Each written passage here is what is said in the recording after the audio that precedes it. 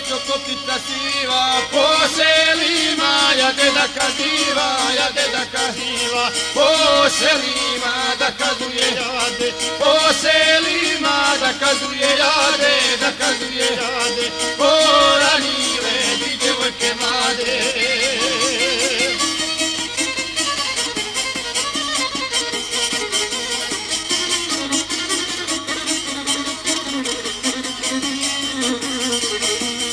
Poranile i djevojke mlade, u nedelju da pšenicu rade, otac kosi za njim djeca vežu, za njim djeca vežu, a na njima oblaci se stežu.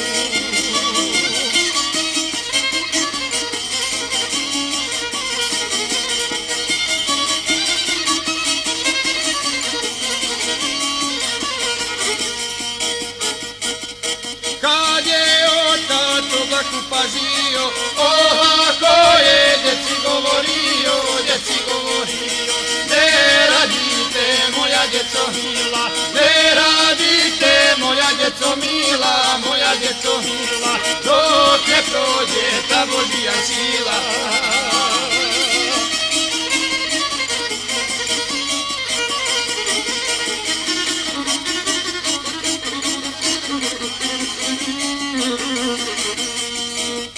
Tada djeca oca poslušaše, po zelenoj travi popadaše, a gropuće ubio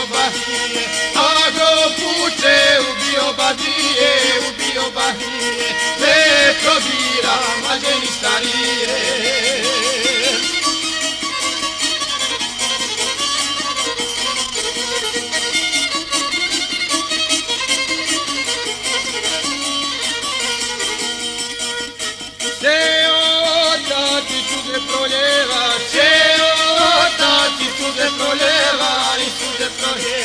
Javoj